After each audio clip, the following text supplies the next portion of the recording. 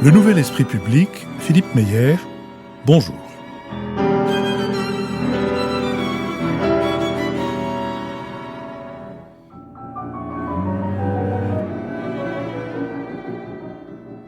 Bonjour, merci de nous avoir rejoints pour ce nouveau Nouvel Esprit Public qui sera consacré, ce sera une émission thématique, qui sera consacrée à un sujet qui peut-être en surprendra certains d'entre vous.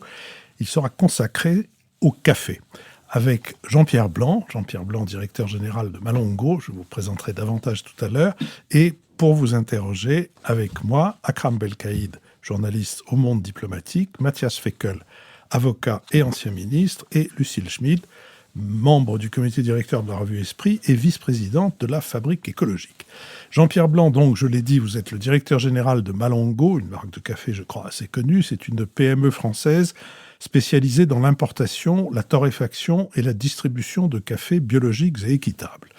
Vous avez effectué l'intégralité de votre carrière dans cette entreprise où vous occupez le poste de directeur général depuis 1980, après avoir été responsable des ventes pendant 5 ans. Votre dernier ouvrage, Voyage au pays du café, voyage au pluriel et pays au pluriel, a été publié aux éditions Éric Bonnier en novembre 2022. Vous y faites le récit de vos séjours à Cuba, au Laos ou encore au Congo, où vous avez engagé Malongo dans une démarche de commerce équitable afin de soutenir le développement local et la préservation de la biodiversité. Vous racontez comment vous avez fait au Mexique en 1992 la rencontre du padre Francisco van der Hoff, le cofondateur du premier label de commerce équitable, Max Havelaar. C'est lui qui vous a convaincu du bien fondé de ce modèle, fondé sur des partenariats pluriannuels avec des coopérateurs et des coopératives de petits producteurs qui garantissent des prix rémunérateurs pour les producteurs et valorisent des modes de production respectueux de l'environnement. Malongo est aujourd'hui le premier intervenant des cafés issus du commerce équitable et de l'agriculture biologique. Cette entreprise de torréfaction fondée à Nice en 1934 emploie près de 400 collaborateurs, génère plus de 110 millions d'euros de chiffre d'affaires selon les chiffres de 2019. 66% de son volume de café importé est certifié Max Havelaar et 26% est certifié agriculture biologique. L'entreprise travaille avec 16 pays producteurs de café équitable et reverse chaque année aux coopératives plusieurs millions d'euros de primes bio et développement. Plus récemment, Malongo s'est illustré sur un autre segment de l'économie responsable en relocalisant intégralement la fabrication de sa machine à café à La Roche-sur-Yon, en Vendée. Le marché de l'alimentation responsable subit aujourd'hui les contre-coups de l'envolée des prix à la consommation. Dans sa dernière note de conjoncture en date du 14 avril, l'INSEE relève que les prix à la consommation ont augmenté au mois de mars 2023 de 5,7% sur un an. Selon le 4e baromètre de la transition alimentaire réalisé par OpinionWay, le prix est devenu le critère prioritaire lors du passage en caisse. Pour 7 Français sur 10, cela représente une hausse de 7 points en un an et de 10 points en 2 ans. Cette tendance concerne cependant moins certains groupes de la population, comme les 18-24 ans, qui restent particulièrement sensibles à l'empreinte écologique de leur alimentation.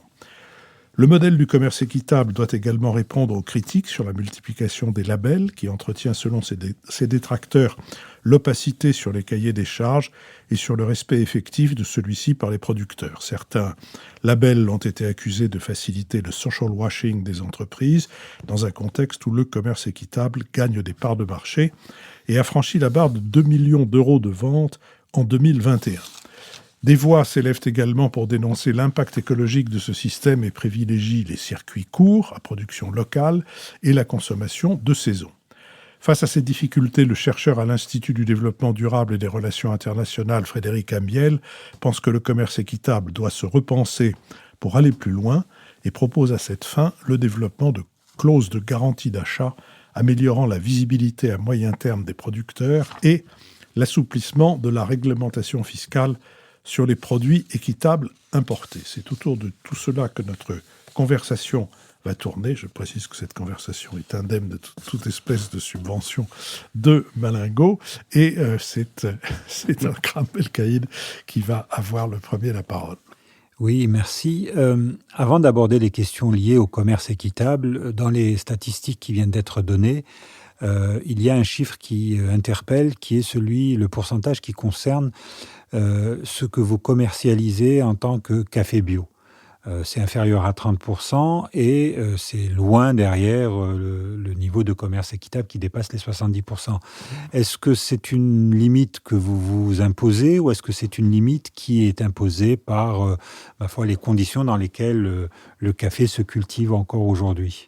Non, Jean-Pierre Blanc. Oui, non, ce n'est pas une limite que nous nous imposons, puisque toutes les coopératives que nous aidons, que nous appuyons et dans lesquelles on est l'initiateur, passent par deux phases qui sont que l'on impose. C'est d'une part une phase de certification Max Havelaar dans un temps donné, donc qui garantit les critères à la fois sociaux et environnementaux, et le passage en transition bio, donc qui va prendre plus de 3 ans généralement, qui est beaucoup plus compliqué dans les certifications. Donc, ce qui explique que le passage en bio est extrêmement décalé. Ça, c'est le premier élément. Le deuxième élément, c'est que nous utilisons du café bio pour aller dans certains produits, donc notamment le produit mythique qui est la boîte des petits producteurs, la petite boîte blanche et verte avec la photo de mes petits producteurs. Et donc, dans cette boîte-là, nous avons une partie du café qui est en bio. Donc, il n'y a pas du tout de frein, mais par contre, il n'y a pas le label bio. Parce que, je veux dire, on se rajoute des contraintes supplémentaires par rapport à la vente et par rapport aux consommateurs. Donc, on travaille uniquement dans un axe qui permet d'avancer. C'est d'abord la certification, ensuite la certification Max, ensuite la certification bio, et tout ça dans un contexte de développement de croissance, et surtout, et je suis ravi qu'on demande de nouvelles normes, mais nous garantissons, quand on monte des programmes, et dans les programmes que nous avons, on garantit, bien sûr, les achats à des prix qui permettent à la fois d'avoir le volume pour les producteurs et à la fois la garantie de prix. Donc, c'est un ensemble. Le commerce équitable, moi je l'imagine en tout cas, tel que je l'ai vécu, c'est quelque chose qui est complètement différent. Pour moi, c'est un modèle économique nouveau, qui fait appel à différentes notions. Et voilà. Et c'est comme ça que je pense que l'on peut progresser avec quelque chose qui est clair pour le consommateur, et nous en faisons plus que ce que nous disons sur les produits que nous mettons en place. Mathias Fekl. Je voudrais faire le lien entre le bio et le pouvoir d'achat, parce qu'on entend beaucoup ces temps-ci qu'avec les difficultés très importantes de pouvoir d'achat des Français, le bio en était la première victime. Je voulais connaître votre avis, votre diagnostic aussi au vu de vos propres chiffres, et puis la manière de concilier à la fois le développement du bio et puis cette thématique du pouvoir d'achat. Et je crois que le bio souffre de ce qu'on l'a beaucoup aimé. Et c'est pas à vous que je vais dire que la presse est un peu, je dirais pas, non pas coupable, mais initiatrice de cet engouement, et merci, félicitations, et en même temps du retour de balancier en disant c'est trop cher. Et donc, on se retrouve aujourd'hui confronté effectivement à de fausses nouvelles qui disent vous pouvez plus acheter le bio parce que c'est trop cher. Mais le bio, c'est pas plus cher. Oui, il y a une différence, puisque je prends l'exemple du café, où vous avez 30 cents la livre de différence, qui fait à peu près 30, 60, disons, allez, 1 euro du kilo, c'est-à-dire à votre paquet va vous coûter 25 centimes plus cher sur un prix de vente à 3,50 €. Certes, c'est un peu plus cher, mais c'est la garantie qu'il n'y a rien, il n'y a pas d'engrais, il n'y a pas de pesticides, il n'y a rien dedans. Donc, c'est absolument extraordinaire et nécessaire. Et quand vous travaillez dans un modèle économique différent, vous n'avez pas... Moi, mon produit, pour faire une petite analogie, avec le numéro 1 du marché, je ne citerai pas le nom de la marque, bien entendu, c'est un paquet noir, et je suis moins cher que lui, alors que j'ai du commerce équitable, j'ai du bio, et j'ai une boîte métal pour faire le vide qui permet d'avoir un meilleur café, qui me renchérit le coût. Donc, c'est le modèle économique global qui fait le prix du produit. Lucille Schmitt. Oui, Philippe Meyer rappelait que dans votre dernier livre, où vous avez fait des voyages au pluriel, et donc dans des pays très différents, on citait le Congo, le Laos, Cuba notamment, et à chaque voyage, si je comprends bien, dans chaque pays, il y a des variétés de café différentes, et il y a d'une certaine manière un contrat différent à nouer avec ces petits producteurs par rapport au contexte local, au climat local, à la variété de café. Et donc, ce qu'on voit, c'est que ce label Max Havelaar ou le bio, ça correspond à chaque fois à quelque chose de différent. Et ça associe très bien le social et l'écologique. Ce qui est aujourd'hui, on voyait dans la question que posait Matthias Feckel, comment est-ce qu'on fait avec le pouvoir d'achat? Et au fond, c'est le lien entre le social et l'écologique qui nous pose beaucoup de problèmes. Oui. Et j'aimerais bien vous entendre là-dessus. Comment est-ce que vous avez réussi à créer une espèce de relation de confiance avec ces petits producteurs, mais aussi à les inciter peut-être à prendre leurs responsabilités et pas seulement avoir une approche paternaliste? Alors oui, c'est Voilà. un point crucial, ça, je veux dire. Il y a insupportable paternalisme que l'on voit, où les éléments que l'on apporte avec beaucoup d'ONG qui font certainement du bien, mais qui ne sont pas dans un cadre de développement à long terme. Donc nous, on s'inscrit dans un cadre de développement à long terme, c'est-à-dire que pour moi, en tout cas, et pour la société, le producteur doit être indépendant. C'est-à-dire que moi, je ne vais pas lui dicter ce qu'il doit faire, je vais lui apporter des solutions, mais je ne vais pas lui dicter, et notamment en termes de développement économique par rapport à la prime ce qu'on appelle la prime sociale ou la prime de développement, ça doit être exercé démocratiquement sur des programmes qui sont de la décision des producteurs eux-mêmes. C'est-à-dire que nous sommes, nous sommes un peu facilitateurs. Avec nos ingénieurs agro, on apporte la technique pour que le consommateur ait le meilleur produit à la tasse, c'est-à-dire la cueillette, la transformation, le dépulpage, la fermentation, le séchage, etc. En fait, toute la chaîne de valeur dans le café. Et on apporte la garantie d'achat et ensuite les primes qui vont leur permettre de se développer dans un système démocratique, parce qu'il m'est arrivé de lâcher des coopératives aussi, parce que la difficulté que nous avons tous, c'est comment faire perdurer un système démocratique, et notamment dans des pays, on parle de l'Afrique notamment, plus facile en Amérique centrale, comment faire émerger une sensibilité individuelle qui pense collectivement ensemble, c'est-à-dire j'accepte mon système de démocratie. C'est quoi? C'est j'ai 40 villages, j'ai un représentant dans les 40 villages qui vont se rassembler dans une assemblée générale, qui vont voter pour avoir un président, un secrétaire, un trésorier, etc. Et cette élection fait qu'elle doit être renouvelée. On ne peut pas être plus de 2 fois au même poste, c'est-à-dire qu'on enlève le critère de prise de pouvoir pour que, la circulation à la fois des idées et des programmes soit pas toujours entre les mains des mêmes personnes et des avantages acquis. Donc c'est compliqué parce que ça demande une autre façon de penser, et il faut que cette façon de penser, on l'explique aux producteurs qui n'ont pas du tout envie, souvent, parce que vous avez un chef de village, ils sont très bien avec le chef de village. Donc, ça nécessite beaucoup de travail, de pédagogie, et chaque fois qu'on y va avec les équipes y vont, on travaille là-dessus, sur le côté démocratique, qui n'est pas gagné, qui n'est jamais gagné, et les systèmes sont un peu différents, suivant que la coopérative débute ou elle est à maturité. Quand elle débute, où il y a peu de production par exemple, ou quand elle est à maturité, et où on arrive à avoir des coopératives qui sont autonomes, rentables, comme au Laos par exemple, sur le plateau des Boloven, où on a fait, je pense, un des plus beaux programmes de co-développement avec des producteurs qui étaient individualistes et qui sont devenus non pas collectivistes, mais qui travaillent ensemble dans le même programme. Matthias Feckel. Y a-t-il eu des pays où cette démarche n'a pas fonctionné, sans forcément les citer, mais est-ce qu'il y a des endroits où ça n'a pas marché? Si oui, pourquoi? Alors, oui, je pourrais citer 2 exemples. Il y en a un que vous connaissez bien, qui est Cuba, parce que quand je suis arrivé avec... on voulait aider et appuyer le système coopératif. Or, tout est centralisé.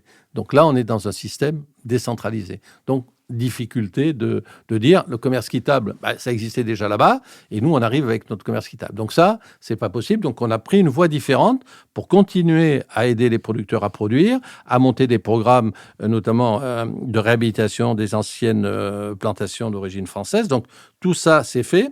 Et le deuxième exemple que je peux vous donner, où c'est beaucoup plus compliqué, c'est l'Afrique, parce que l'Afrique a un problème de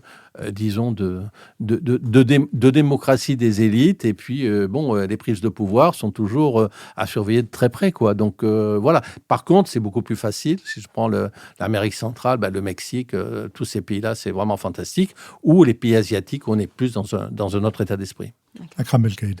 Oui, alors le Mexique, justement, l'une des idées reçues, les clichés, quand on entend des patrons parler, ils vous parlent des rencontres qu'ils font. Vous avez fait une rencontre déterminante au Mexique. Parlez-nous un peu de ce religieux, entre guillemets, rouge, dont vous avez croisé le chemin au début des années 90. Oui, qui est un personnage extrêmement intéressant, pas facile. Donc c'est monsieur Francesco Vanderhoff, voilà. On l'appelle Padre Francesco, qui est un théologien. Il est docteur en théologie, mais c'est aussi un docteur en économie. Donc, il a quand même un certain nombre de qualités, et son idée, puisqu'il est venu, effectivement, c'était le prêtre rouge, puisqu'il a été exfiltré sous Pinochet, il est reparti au Mexique, son évêque l'a envoyé au fin fond du Mexique pour plus entendre parler de lui, et il a trouvé ces paysans qui faisaient du café, et il s'est dit, allez, je vais vendre ce café, il n'y a pas d'engrais, pas de pesticides, je vais l'amener en Hollande, puisqu'il est d'origine hollandaise, et puis je vais essayer de le vendre à un prix correct. Bon, ça n'a pas marché, il y a eu plusieurs avatars, et ensuite, il a conceptualisé cette idée en créant ce label, qui est le label Max Havelaar, c'est-à-dire de participer avec des règles bien établies dans un programme qui va être appuyé à la fois par les consommateurs, c'est-à-dire les associations Max Havelaar dans tous les pays européens et dans le monde, et qui va permettre cette ouverture au marché, à la fois sur le café, mais sur bien d'autres produits qui étaient produits en Amérique centrale. Mais il n'y a pas que le Mexique. Le Mexique se passe bien, d'après ce que vous avez raconté et écrit. Mais vous avez été en Haïti, à Cuba, oui. Vous venez d'en dire un mot, à Sao Tomé, au Congo, oui. Au Burundi, au Myanmar, oui. Et au Laos. Ouais. Alors, Haïti, vous avez été un témoin... Le drame. De première ligne de ce qui s'y est passé, de ce qui est possible ou ce qui ne l'est plus. Non, mais de la désincarnation complète de l'individu. C'est-à-dire que Haïti, on s'est investi beaucoup pendant plusieurs années là-bas pour monter des programmes avec beaucoup de difficultés. Et malheureusement, je ne vous apprends rien en vous disant que Haïti est sous domination américaine quand même, c'est une colonie américaine. Et donc, l'aide apportée maintient l'ensemble des populations vraiment dans un état de sous-développement, à la fois économique, à la fois culturel et de division sociale. Donc, moi, j'ai vécu toute la période où on avait monté des programmes qui étaient fantastiques. Et puis est arrivé le tremblement de terre, où on a appuyé, bien sûr, avec nos équipes et avec, à l'époque, un ambassadeur qui était très bien. On a appuyé ces opérations. Et derrière est arrivée la grande vague américaine avec le USAID. On va mettre des milliards de dollars. C'était des millions, c'était, je crois, 28 millions de dollars. Et ils ont détruit complètement toutes les filières. Donc, il n'y a plus de filière café en Haïti, alors que c'est un pays qui a besoin, qui doit vivre de la terre. Et on a détruit par ces problèmes géopolitiques qui nous échappent complètement, l'essence même de ce pays que moi, vraiment, j'aime bien. Et puis, j'y suis plus retourné parce que ça me fait mal. Parce que quand vous voyez qu'est-ce qui se passe après le tremblement de terre, ça, il faut quand même l'avoir en tête, c'est quand même une honte. La première chose qu'ont fait les Américains, qu'est-ce qu'ils ont construit ? Ils ont construit un hôtel 5 étoiles, à Port-au-Prince pour héberger les gens qui venaient des ONG américaines qui venaient sur place. Je veux dire, c'est un scandale d'État, ça, c'est vraiment pas possible. Donc, voilà, donc j'ai abandonné. Donc, pardon, mais est-ce que vous pouvez préciser comment a été détruite la filière ? Mais la filière Qu'est-ce qui l'a est détruite détruite par différentes actions, en fait. C'est-à-dire qu'elle ne peut plus recevoir d'appui parce qu'il y a des subventions, une partie des subventions qui arrivent. Je prends un exemple précis qui est le plus simple possible. Hein. C'est par exemple, vous avez quelqu'un qui a pris des fonctions, par exemple, de gérant de la coopérative parce qu'il avait un niveau de culture un peu élevé et qui pouvait le prendre. Donc, avec évidemment un salaire haïtien, hein, comme il se doit, et par exemple, les Américains arrivent avec... on a besoin d'un chauffeur, on va le payer 10 fois le prix qu'il avait. Donc, toutes les élites qui commençaient à se construire dans le pays disparaissent. Il reste 1 an, et puis c'est terminé, on les vire, et il ne se passe plus rien. Donc, c'est-à-dire, on détruit l'essence même de ce qui fait la croissance, qu'aurait pu faire la croissance d'un pays, c'est-à-dire monter des classes populaires vers les classes moyennes et puis vers les élites. Donc, tout ça, c'est détruit. Donc, vous ne refaites pas tout ça. Et c'est pour ça que le pays se retrouve aujourd'hui dans cet état-là.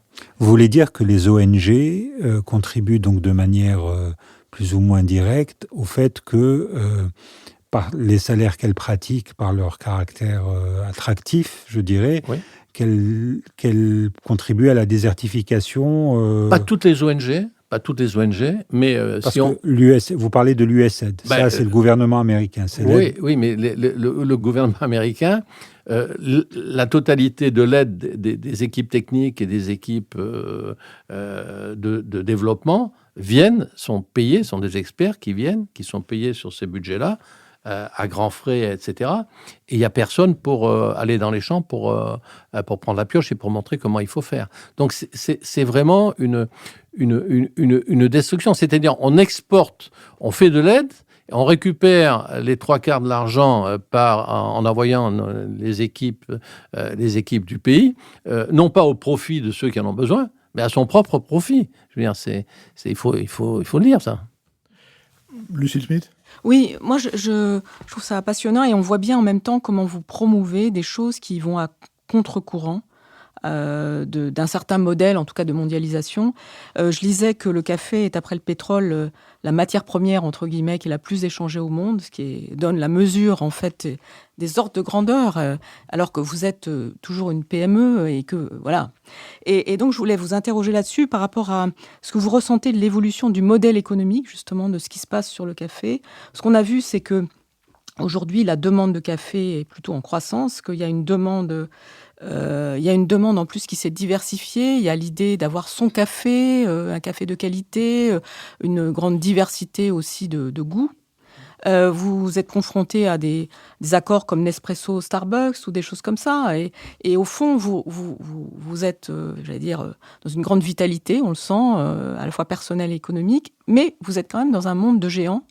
Ah oui, et c'est là-dessus que je voulais vous entendre. Comment est-ce que vous, en termes de prospective, comment vous imaginez le futur sur cette question du café ? Vous qui avez aussi relocalisé la production des machines à café, vous êtes en plein, j'allais dire, dans l'air du temps là-dessus. Alors, oui, justement. Non, mais l'air du temps politique, en tout cas. C'est un mot qui ne me plaît pas. J'en étais sûre. Mais oui, parce que vous qui êtes pionnier, vous qui étiez une minorité, vous êtes rattrapé par un air du temps. Mais nous sommes des nains. Puisqu'évidemment, et vous parliez très justement, qu'est-ce qui s'est passé à partir des années 90 ? C'est la globalisation des marchés. C'est-à-dire, on globalise. Au lieu de faire une mondialisation, c'est-à-dire qui profite à chacun, on a globalisé. Donc, on a tué toute l'organisation, tout le lien social, le lien économique. Et dans le café, bien entendu, vous avez 3 grosses multinationales qui détiennent la quasi-totalité du marché, bien sûr. Et vous avez 2 pays producteurs qui sont les plus importants. Vous avez le Brésil qui fait à peu près 40% du marché, 66 millions de sacs cette année, je crois, sur 150, et le Vietnam, donc qui sont utilisés, bien sûr, parce que les gros ont besoin de gros volumes.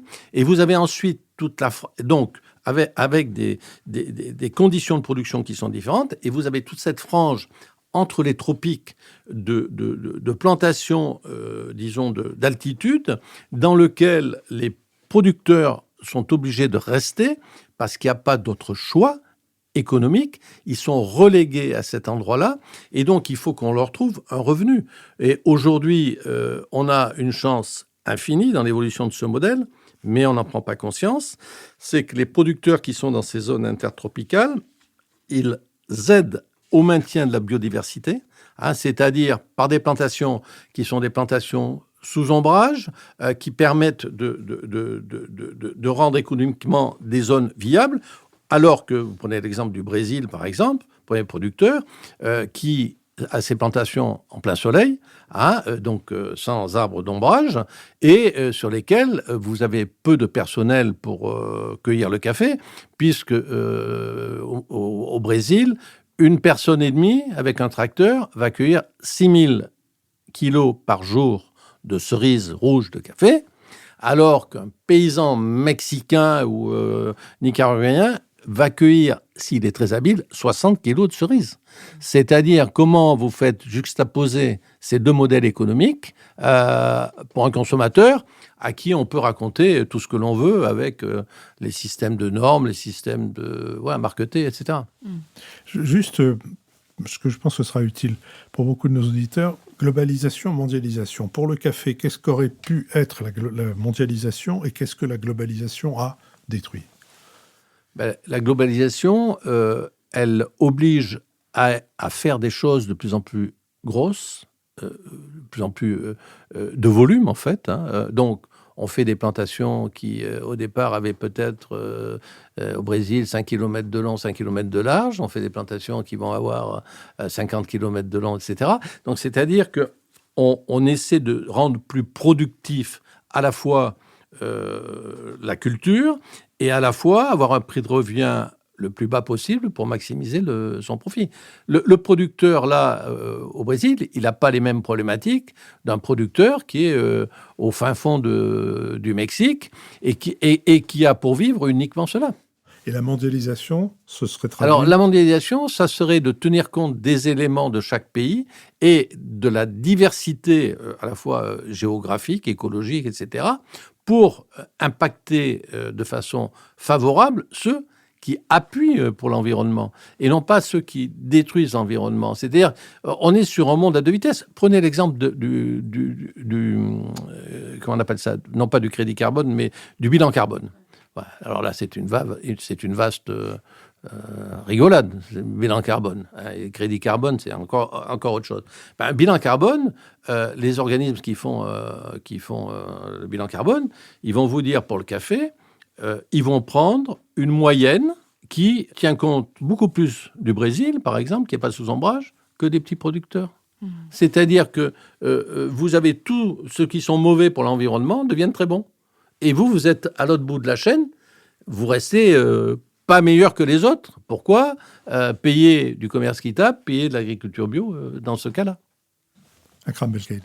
Oui, justement, sur cette question-là, Lucile a parlé tout à l'heure, a évoqué la question du pétrole. Or, on sait que dans les mécanismes de fixation du prix, il y a bien entendu l'offre et la demande qui jouent, mais on sait aussi que le poids des marchés financiers est très important, les marchés à terme, la spéculation, ce qu'on appelle le papier.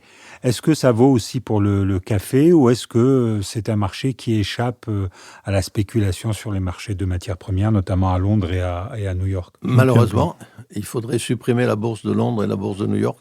C'est un scandale absolu. Qu'est-ce qui se traite ? Il se traite du papier. Et la spéculation, dans le cadre à la fois d'une baisse importante du marché, comme il y a eu jusqu'en juillet 2021, ou une montée très forte depuis juillet 21 du marché, doublement du marché, c'est la spéculation. Mais la spéculation, c'est normal, ils font leur boulot. On leur permet de faire le boulot. Pourquoi voulez-vous que ça ne marche pas ? Il suffit d'avoir de l'argent, on avait de l'argent à moins 2%. Vous misez, vous gagnez, vous misez, vous gagnez, vous misez, vous gagnez. Enfin, je veux dire, Et là, tout le monde passe à travers et dit, ouais, mais c'est normal. Non, parce que les marchés des produits dérivés ou du café et des autres produits, c'était au départ fait de façon limitée pour qu'au moment où la récolte arrive, le producteur puisse vendre son produit et passer la récolte jusqu'à la récolte suivante avec un marché régulé comme un marché de légumes ou d'autres. Donc, et là, on a transformé ça en machine de guerre et ça a toujours, merci les années 90, c'est là, ça a complètement explosé. Donc, il suffit d'avoir un événement climatique, un peu de sécheresse, un peu de gel, un peu de machin. Vous avez le lendemain, le marché a pris 40%, 50%, et puis il n'y a plus personne derrière, le marché rechute de 40%. Mais donc ça signifie que vous pensez qu'il faudrait des prix fixés de manière pluriannuelle pour donner une visibilité. Comment vous imaginez le système? Est-ce que dans le passé, il y en a eu d'autres qui vous semblent bien fonctionner? Qu'est-ce qu'on peut imaginer? Non, ce qu'on peut imaginer, c'est sur le modèle du commerce équitable, parce qu'il faut tenir compte aussi des pays et des éléments qui sont différents suivant l'organisation des pays. Mais on pourrait très bien partir sur des prix minimums qui garantissent un revenu, non pas un revenu de riche, mais un revenu qui permet, ce que dit Francesco, c'est vraiment la pauvreté digne, hein, c'est-à-dire le toit, à manger et l'éducation des enfants. Donc, permettre ces éléments-là avec des programmes collectifs. Le système Max Havelaar, c'est quoi? C'est prix minimum, prime sociale de développement, c'est-à-dire on fait du collectif, on fait des écoles, on fait des... Mais c'est eux qui les font, hein, des centres de santé, etc. Et prime bio, parce que ça demande un peu plus de main-d'œuvre. Et voilà. Et avec ça, on crée un modèle économique différent dans lequel on peut avoir une autonomie. Le but final étant pas que ces producteurs ne fassent que du café, et on essaie de les orienter sur des cultures complémentaires, sur de la vente en local, etc. C'est-à-dire, il ne faut pas croire il ne faut pas laisser les systèmes figés. Ils évoluent, la société évolue. On pourra peut-être en parler sur l'exode des jeunes aussi. Hein. La société évolue, et je pense que c'est le modèle économique qu'on a peur de repenser différemment. Lucille Schmid. Oui, en vous écoutant sur l'empreinte carbone... et la façon dont vous disiez, au fond, tout ça est manipulé et largement au profit, au fond, des plus gros. Hein. Et par ailleurs, quand on entend les critiques sur les différents labels, y compris sur Max Havelaar d'ailleurs, on se demande, quand on veut être un consommateur responsable, si je puis dire, à quel saint se vouer. Et donc j'aimerais vous entendre là-dessus, parce que, alors, du coup, ce qu'il faut, c'est acheter Malongo, finalement. Ben disons, pourquoi pas? Je vous remercie de ce passage. Mais non, mais là où vous avez raison, l'idée, c'est que la marque derrière garantit. C'est-à-dire, si moi, ma marque va avec un label qui est pas bon et qui a un retour de bâton, c'est la marque qui va en pâtir. Donc, la marque est un élément essentiel dans le trio de certification. Par contre, c'est vrai qu'au début, quand ça s'est construit, que ce soit le label Max Havelaar, etc., bien sûr, quand ça se construit, il y a des erreurs, il y a des changements, il y a des améliorations. Donc tout ça, ça s'est fait. Aujourd'hui, c'est extrêmement bien organisé au niveau mondial. Les certifications sont complètement séparées. Donc c'est vraiment un organisme à part qui fait des certifications. Et donc, on a quelque chose qui est fiable. Je ne vous dis pas que vous n'allez pas trouver, si vous fouillez un truc à droite à gauche, vous ne pouvez pas derrière des millions de paysans derrière et qui sont en train de trafiquer. Mais sur le fond, sur la totalité de ce que moi je vois, et quand je suis en pays producteur, on fouille vraiment ces éléments-là parce que c'est des éléments essentiels. Et on n'a pas de problème à partir du moment où il y a des règles, que ces règles soient claires et elles soient exercées, c'est tout. Je voulais aussi vous entendre sur cette question contre-intuitive, en fait, du fait que quand on se prend un petit expresso, au fond, c'est meilleur pour la planète que quand on se prend un grand bol de café filtre. Qu'est-ce que vous en pensez? Parce que ça, c'est une chose qu'on commence à dire en termes de... Est-ce que vous pensez que c'est couper les cheveux en quatre et qu'il faut s'abstraire de ce genre de choses? Oui. Est-ce que vous pensez que c'est un truc de Khmer vert? Mais non, il faut arrêter. Ça, je veux dire, alors, ça, c'est le genre de fake news et de machin qui circule en permanence. Quand il n'y a plus de bruit d'un côté, on en crée un autre. Non, je veux dire, le café, jusqu'à ce que la planète résiste encore, c'est un produit tropical. Donc, il vient d'ailleurs. Donc, si vous consommez 7 grammes d'expresso ou 10 grammes de café filtration, quel est le changement pour la planète? Alors oui, vous avez un peu plus d'eau, alors est-ce que vous avez réduit votre eau parce que maintenant il n'y a plus d'eau? Non, je veux dire, arrêtons, restons simples. Ah oui, il y avait une recette du café, je crois qu'elle est dans un Lucky Luke, c'est ce qu'on appelle le café des pionniers de l'Ouest. Ça consiste à prendre une casserole, à mettre dans la casserole du café moulu légèrement humecté. Quand ça commence à bouillir, vous mettez un fer à cheval, et si le fer à cheval s'enfonce, vous rajoutez du café. Voilà. Oui, on disait ça avec le rhum aussi. Hein. Akram Belkay. Oui, vous nous avez esquissé, vous nous avez tendu une perche pour une question sur qui travaille le café aujourd'hui. Est-ce que les savoir-faire se gardent, se perdent? Et la deuxième question que je voulais vous poser, c'est justement, vous parliez de milieu tropical. L'un des éléments fondamentaux du débat aujourd'hui, c'est le réchauffement climatique. Comment ça se passe? Est-ce que la production de café en souffre? Est-ce qu'elle est affectée ou pas par rapport à ça? Alors, ou dans quel continent plus exactement? Parce que je crois comprendre qu'en Afrique de l'Ouest, il y a peut-être quelques soucis ces derniers temps. Oui, c'est-à-dire il y a toujours les changements climatiques tels qu'on les voit, on les observe, nous, de façon tout à fait directe dans les coopératives, dans tous les pays. Mais ce n'est pas un réchauffement progressif. Ce qui arrive et que l'on voit vraiment, c'est des variations importantes, à la fois de pluviométrie, à la fois de sécheresse et de développement aussi de maladies dues à ça, par exemple comme la rouille en Amérique centrale. Donc c'est vraiment une modification du climat qui fait que l'on ne maîtrise plus les cycles de production de la même façon. Donc ça, c'est visible aujourd'hui. Donc qu'est-ce qu'apportent les producteurs? Et il faudrait les payer pour ça, autre que payer des crédits carbone, il faudrait donner des crédits carbone aux producteurs. On empêche la déforestation. On replante des arbres de couverture. On permet à des populations de vivre sur des zones au lieu de venir s'entasser dans les mégapoles que l'on a bien voulu construire parce que c'était la solution de la globalisation. Donc, oui, je pense que les producteurs et les petits producteurs notamment ont un rôle déterminant pour empêcher en tout cas une dégradation sur toutes ces zones intertropicales, parce qu'il y a des variations vraiment très très fortes de climat. Mathias Feckel. Moi, je voudrais poursuivre sur la question les questions environnementales et sur l'impact du réchauffement.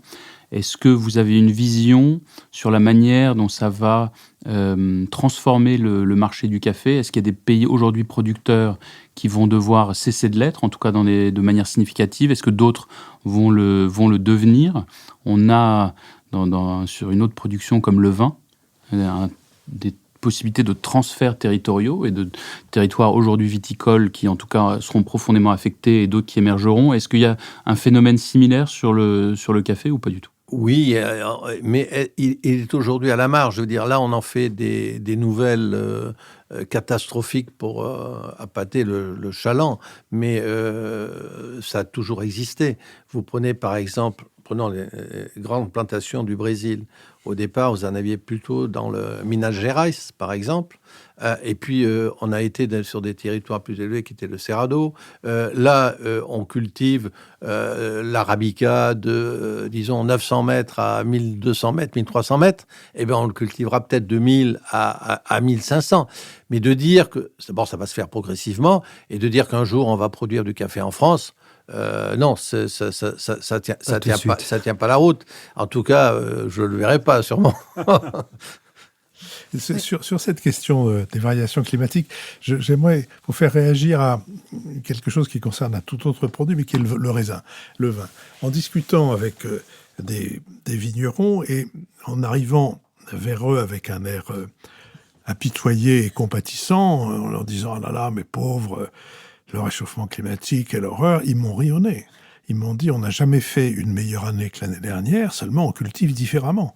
C'est-à-dire qu'on récolte plus tôt, c'est-à-dire qu'on laisse les feuilles qui font que la chaleur est moins grande, et à la fin des fins, on a un vin pour 2022 qui sera exceptionnel. Est-ce que ceci vaut pour le café? C'est-à-dire qu'est-ce qu'il y a une possibilité de modifier le mode de culture qui permet d'avoir une bonne réponse au réchauffement climatique et est-ce que la comparaison peut avoir un sens? La comparaison, elle peut avoir un sens. D'abord parce que le vin et le raisin, ils s'approchent du café dans le langage. Donc déjà, c'est un élément important.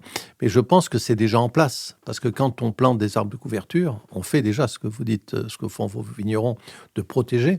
Parce que un fruit qui vient à maturité, plus vous le mettez sous ombrage, plus il va retarder sa maturité, plus il va avoir du sucre à l'intérieur, donc plus il va être meilleur, un peu comme le raisin. Donc oui, mais c'est déjà en place. D'accord. Akram Belkacem. Oui, je voudrais revenir à la question des forêts. L'Union européenne a décidé de punir, pour dire les choses clairement, les importateurs ou les exportateurs qui ont des produits qui, à la base, sont sur des terrains où existaient des forêts, c'est-à-dire essayer d'empêcher la déforestation pour certains produits. Et j'étais assez surpris de voir que dans la liste, de ce que dit la presse sur ces questions-là, j'étais assez surpris de voir que le café était aussi concerné. Est-ce qu'il y a de la déforestation pour faire du café et donc, comme on fait de la déforestation pour faire de l'huile de palme? Il peut y avoir de la déforestation partout, y compris dans le café. Donc la question de la déforestation, c'est d'abord, si j'enlève une partie de la forêt, c'est quelle partie j'enlève et comment je replante pour avoir de la couverture végétale.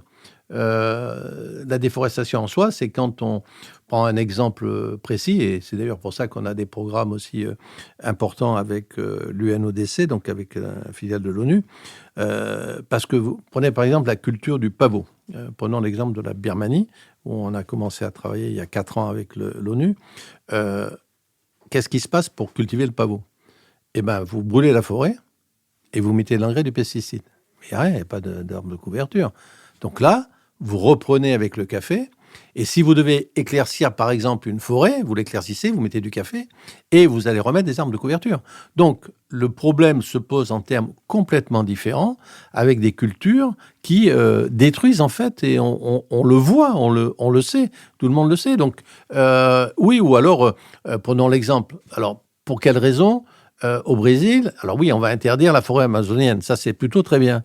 Mais, et tout le reste qui a été, je ne sais pas si ça ne vous a pas échappé, je crois que c'est sur les années de déforestation, ça remonte aux années 60 ou quelque chose comme ça. Donc, c'est-à-dire que tout ce qui est déjà déforesté pluvieux va rester comme c'est. Donc, c'est encore des décisions pour faire croire aux consommateurs lambda qu'on fait des choses qui soient sérieuses. Non, les choses sérieuses, c'est comment j'empêche la déforestation et comment j'oblige à reforester et remettre des arbres de couverture pour justement alléger la planète. Mais ça, c'est le genre de mesure où vous allez avoir des certificateurs dans tous les sens et qui vont vous dire que vont vous signer tous les documents parce que il y aura la date, parce qu'il y aura 3 machins qui auront été faits, il y aura une moyenne, etc. Donc, on se moque un peu du chaland sur ce genre d'opération nécessaire, mais je pense pas bien travaillé. Lucie Schmitt. Oui, tout à l'heure, vous évoquiez au fond la situation qui avait changé dans les sociétés dans les pays dans lesquels vous êtes installés. Vous évoquiez l'exode rural. Et l'exode des jeunes. Et l'exode des jeunes, voilà. Donc, j'aimerais bien vous entendre là-dessus, parce qu'on voit bien que dans les négociations climatiques entre les pays du Nord et les pays du Sud, cette question de la prise en compte de l'agroécologie dans les pays du Sud est un vrai sujet, parce que on en parle beaucoup dans les pays du Nord, mais le sujet, c'est aussi comment est-ce que ces pays du Sud vont se développer tout en n'ayant pas le même mode de développement qu'ils ont pu avoir dans le cadre de la globalisation. Et est-ce que vous avez le sentiment qu'à votre échelle, vous allez pouvoir réussir justement à être un acteur de cette société, cette dynamique sociale différente, si je puis dire, et comment est-ce que du côté de l'ONU, du côté des instances publiques internationales, de l'Union européenne, je ne sais pas, comment est-ce que vous avez l'impression que vous pouvez être aidé, et est-ce que on sent que vous êtes assez critique au fond par rapport à ces certificateurs, ces institutions internationales qui nous racontent un peu n'importe quoi et ce qu'on a envie d'entendre, qui sont des marchands de morale, ce qui ne correspond pas à la réalité. Est-ce que vous avez l'impression que les institutions changent et vont réussir à avoir ce principe de réalité sociale dont vous nous parlez? Alors, deux questions de réponse. Tout d'abord, ce que l'on constate, malheureusement, il y a un changement générationnel, comme on l'observe ici, chez nous, en Europe, jeune génération.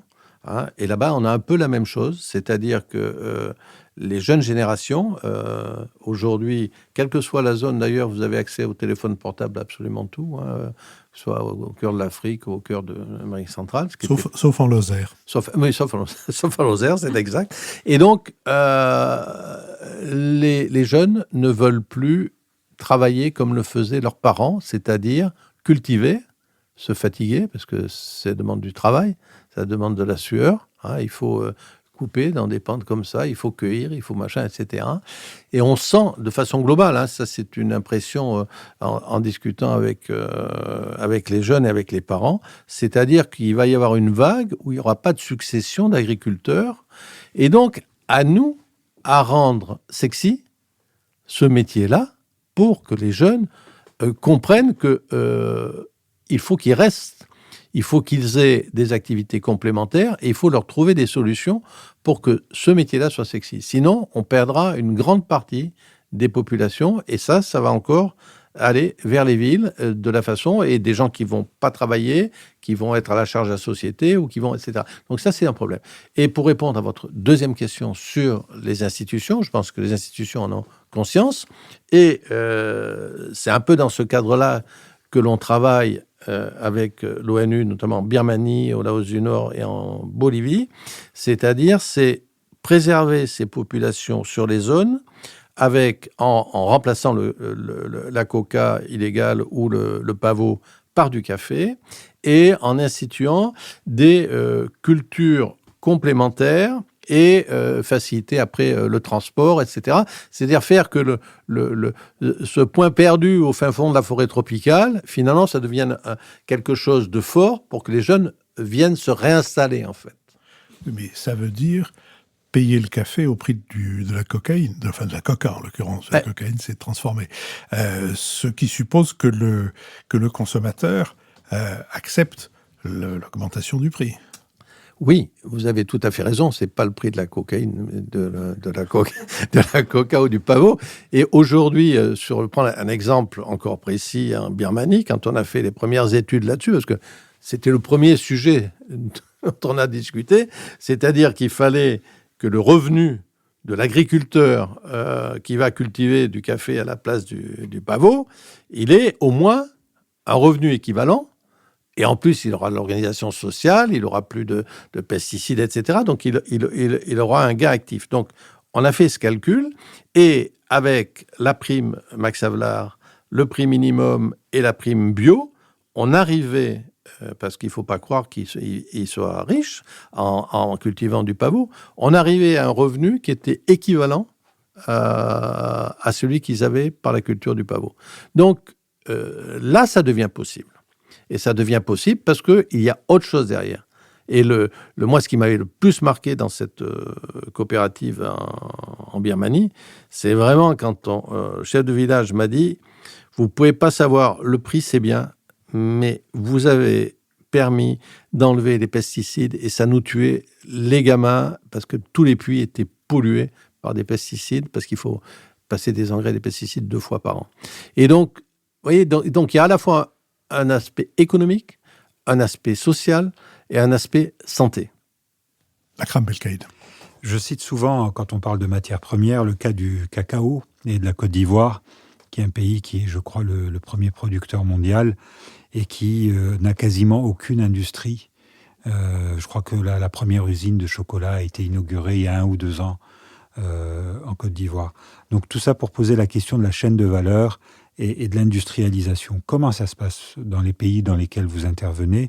Est-ce que on en est toujours au même point que dans les années 60, 50, c'est-à-dire une inégalité de répartition ? Ou est-ce que il y a des initiatives, et vous-même, est-ce qu'il y a des initiatives en termes d'industrialisation des pays producteurs sur ces questions-là ? Alors, le café et le cacao, c'est 2 produits qui ne sont pas du tout similaires en termes de transformation déjà. Donc, le problème, je ne connais pas le problème du cacao, donc je ne suis pas capable de vous répondre. En ce qui nous concerne, le café, bien entendu, vous imaginez bien qu'il y a beaucoup de pays qui ont essayé de dire on torréfie le café, on va vendre du café torréfié en Europe plutôt que de vendre du café vert. Or, c'est strictement impossible, ça n'a pas marché du tout. Là, pourtant, la Colombie s'y est attachée et d'autres pays, parce que pour 2 raisons principales. C'est d'une part, vous travaillez beaucoup sur des mélanges, sur des blends, qui permet de garder un équilibre aromatique entre le début et la fin de la récolte du café et de la cueillette. Donc, c'est garder cet équilibre aromatique du café permet de...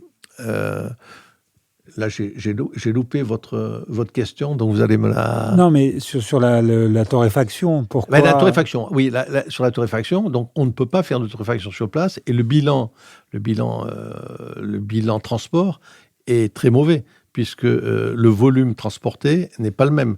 Vous mettez beaucoup moins de café dans un container quand il est torréfié, vous avez le problème de la conservation, ça se détruit très vite, la conservation. Donc nous, ce qu'on a préconisé, ce qu'on fait dans quasiment toutes nos coopératives, c'est de dire on vous aide à monter une torréfaction, mais vous allez vendre ce produit en local dans votre pays. C'est-à-dire vous allez prendre de la valeur ajoutée pour un produit que vous transformez et qu'il est facile de vendre en local. Voilà, donc c'est la différence. Parce que sur le café, l'expérience a montré que ce n'était pas possible et que ça n'apportait rien de plus aux producteurs. C'est-à-dire, simplement pour bien comprendre, ce qui est torréfié sur place est globalement vendu sur place ou à proximité, et pour le reste, on transporte le café brut, entre guillemets, et il est torréfié dans le marché de destination. Toujours dans le marché de destination, ouais. C'est-à-dire, nous, par exemple, c'est à Nice, où on a une unité de transformation. Donc, voilà, donc le café arrive et est transformé. Mais c'est une obligation pour le consommateur. Parce que si vous ne pouvez pas délivrer un café qui n'est pas bon, vous allez perdre votre âme et vous allez perdre votre consommateur. Voilà, donc il faut préserver tous les arômes. Je n'arrive pas à comprendre, pardon d'insister, non. Pourquoi le café torréfié sur place serait-il mauvais pour les marchés à l'export? Non, il ne serait pas mauvais, mais ça va être des cafés d'origine simple, c'est-à-dire vous allez avoir du café de Colombie, par exemple, qui va être torréfié, très bien, comme il est vendu en Colombie, parfait, mais exporté, c'est-à-dire vous devez l'exporter en paquet, donc ou en paquet grain ou en paquet moulu. Et ce paquet-là, il va falloir le mettre dans des containers qui vont être à une température extrêmement importante, suivant les périodes. C'est-à-dire que vous allez accélérer la dégradation de la qualité, puisque ce que craint beaucoup le café, c'est la température une fois qu'il est torréfié. Et donc, vous allez vous retrouver déjà avec une période d'embarquement qui va faire que le café va mettre 4 semaines, 5 semaines pour venir. Donc, une chaîne de transformation, de livraison qui va être beaucoup plus grande. Et donc, vous allez vous heurter au mur du consommateur derrière. Donc, ça a été essayé. Et croyez-moi, il y a des distributeurs qui l'ont essayé parce qu'évidemment, on se disait on va massifier dans un pays, parfait. Non, ce qui marche sur la transformation, mais ça aide pas les petits producteurs, c'est par exemple les cafés lyophilisés. Vous avez des usines de lyophilisation parce qu'après le transport est plus facile, que ce soit au Brésil, que ce soit en Colombie, que ce soit au Mexique ou en Asie. Mais la transformation et la conservation est complètement différente du café torréfié seulement. Monsieur Schmitt. Oui, on n'a pas vraiment parlé, on a bien compris qu'on ne produirait jamais de café en France, mais donc vous y avez installé vos machines à café, la fabrication de vos machines à café. Et comme on passe son temps à entendre Cocorico, la France, et la réindustrialisation et la relocalisation, est-ce que vous pourriez nous dire, au fond, est-ce que ça a été difficile? Est-ce que vous êtes content? Est-ce que ça a tout changé? Je suis content parce que c'est un pari. Quand j'ai pris le pari du commerce équitable, je ne me suis pas demandé si j'allais en vendre. J'ai dit, on va le faire, et puis on verra bien, à nous de convaincre. Voilà. Et pour la machine à café, c'est pareil. C'est-à-dire que, voilà, on fabrique en Chine. Pourquoi ça coûte moins cher en Chine? Est-ce qu'on ne peut pas faire mieux en France? Et donc, c'est un pari. C'est un pari qu'on a fait sans aide, sans appui, parce que je pense que c'est une nouvelle aventure que l'on fait pour le consommateur et qui est pour moi aussi le résultat de la chaîne de valeur entre la cerise de café auquel on a pris bien soin et toute la partie transformation qui va arriver derrière. Donc, c'était un nouveau challenge en disant on va être capable de fabriquer une machine pas plus chère qu'en Chine. Alors là, je suis un peu extrémiste, hein, voilà. Mais disons, à 10% près, on arrive avec des méthodes que l'on a mis au point, un peu comme les méthodes du commerce équitable, diminuer le nombre de pièces, travailler avec des fournisseurs qui sont dans un cercle de 80 km autour de l'usine, faire du just-in-time, mais en local,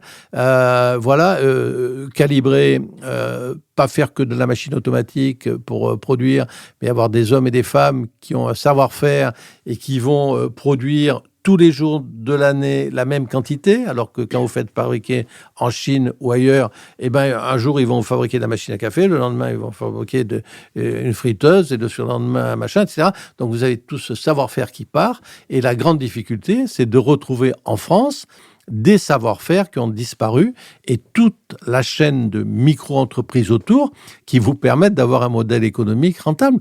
Mais c'est possible. Peut-être... Non, je voulais relancer là-dessus parce que je trouve que c'est une Mathias Fekl, pour une dernière question sur ce sujet, et nous expliquer pourquoi La Roche-sur-Yon, c'est mieux que la Chine. Oui. Non, mais je trouve que l'expérience est vraiment extrêmement intéressante et mériterait d'ailleurs d'être davantage connue. Mais dans le prolongement de la question précédente, est-ce que vous êtes heurté à des problèmes est-ce que vous pouvez détailler des problèmes de personnel formé sur place, des problèmes d'infrastructures qui manquaient? Qu'est-ce qui au début a fait obstacle et combien de temps ça vous a pris entre le moment où vous avez décidé ça et le moment où la première machine a été produite? La réflexion m'a pris 10 ans. On a travaillé 4 ans dessus puisqu'on a développé un modèle spécifique pour ça. C'est-à-dire, on fabrique pas une machine en France comme on fabrique une machine en Chine. Hein. Vous rajoutez pas des vis quand ça marche pas très bien. Hein. Donc, vous faites quand même une autre méthode. Ce qu'on a manqué, c'est de sous-traitants. On a des sous-traitants qui nous ont lâchés, en fait. Et c'est ce qui a motivé, en fait, le fait de dire, je vais pas arrêter parce que il n'y a pas de système qui permet de le faire en France. Donc, on a créé en un mois... Des sous-traitants en Chine. En France. Qui vous ont lâché. En France, oui, bien sûr. Parce que vous n'avez pas de savoir-faire. Il n'y a plus de savoir-faire de montage, quel que soit. Et donc, il a fallu former des personnes à des métiers qui avaient disparu, qu'il a fallu remettre en place. Il a fallu former, transformer, et on a décidé de reprendre notre sous-traitant en un mois, la ligne de production, le personnel, trouver un local, créer la société et redémarrer la production au bout de 2 mois.